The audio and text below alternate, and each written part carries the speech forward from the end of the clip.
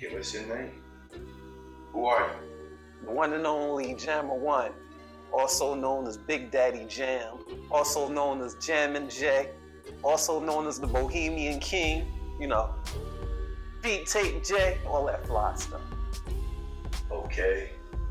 How old were you when you wrote your first rap? I was 14. 14, December 1989. I was charged up off of some of my classmates. I seen them rapping at school. I think it was in gym class. And a couple of them was rapping. I was amazed, yo. Like, I was like, oh my gosh, you can write your own raps. You know what I'm saying? So, and I was a hip hop head, but nobody really knew it because I was like this kind of geeky kid playing Nintendo. I think I still played with Transformers. So, yeah, when I seen that, I said, man, I'm gonna try to write a rap. I remember because it was around Christmas time, and I wrote one. It was an anti-drug rap. I don't remember how it went, but I would write raps like throughout December into January, February, March. So usually when people ask me when I started rapping, I just be like, I started like in 90. I tell them I was 15, but when I wrote my first rhyme, I was 14. Okay. Yeah. Were you good? No, it's terrible. Yo, I don't know too many people who just start out good. But I do know one guy.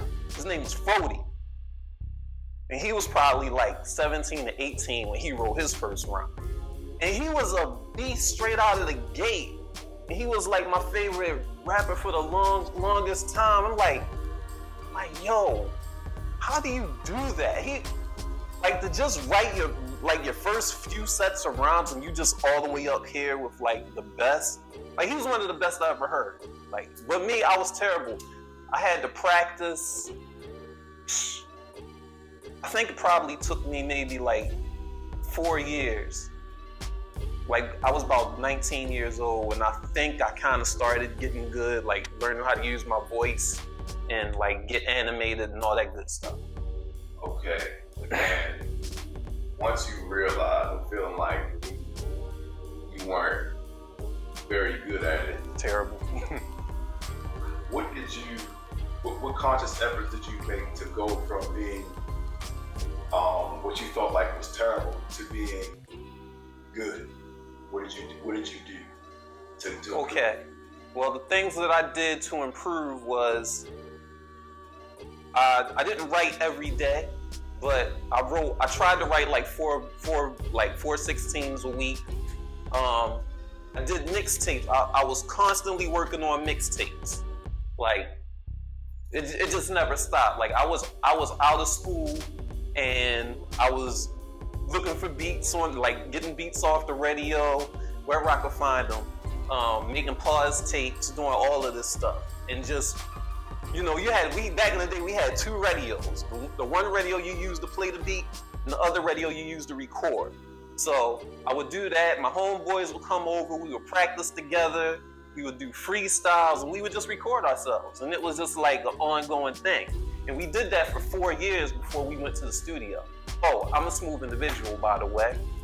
Yeah, big ups to the other smooth individuals who are out in the world doing their own thing. And you know, we got good. We practiced together. We was like this, basically. Okay.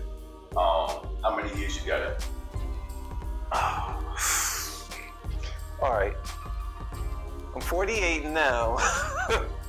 If I started when I was 15, that's 33, yeah. Dang, that's crazy.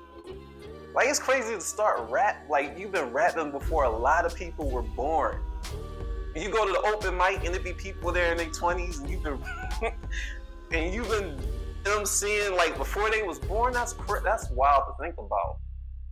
Amazing. And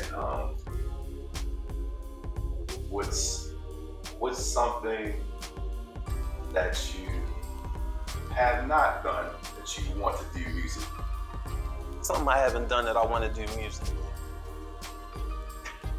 I think I want to record an organic project with live instruments, old school style. You know, everything memorized, everything written out. Like we just go into the studio like a band-made studio and just record everything one take. Boom, boom, boom. And it's hard. Come out hard. Like the Roots. The Roots in 1994. What else haven't I done musically that I would want to do? That might sound a little boring to y'all, but that's always something I wanted to do actually. Just trying to record with a live band. But nothing else has really come into mind. You mean creatively, right? Yeah, like how many albums you got? I just counted them the other day, and I had 20. So I'm embarrassed to say that I had 20 albums. why? Because I don't know what drives me, yo. Like most people stop. They stop probably after 4 or 5. They say, they give up on themselves. They say, well, I'm not a star yet, so what am I doing? But I don't know. Like, there's something I enjoy creating albums, and I don't know why. It's like a weird addiction. I don't know. I don't know where this comes from. It's kind of like the old lady in the rocking chair who's like knitting socks together. It's like, what are you making all these socks for? You know what I'm saying? But, you know, yeah, I'm like that old lady knitting together rap albums. So I imagine over, how many you said you had? 20. 20. That's 20 solo albums. I'm not counting the ones I did with other people. Wow.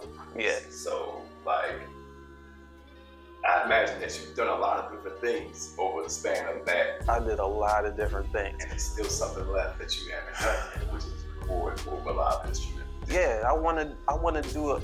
It's crazy. I feel like, in a lot of ways, I feel like I'm kind of at the end. For some reason, it might be because I just finished a new project, so and my creativity just ain't there, and it hasn't returned.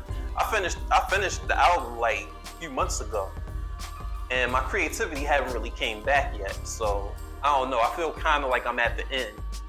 It really just depends on how the album does, like the feedback I get. Because if I get good feedback, then it rejuvenates me, and it makes me want to do more stuff. And I don't need a lot of feedback. I need like 2 or 3 people will be like, "Yo, that album was classic," and I'll be like, "Yeah." You know what I'm saying? Jamma Wun is back. You know what I mean? Like, yeah, that.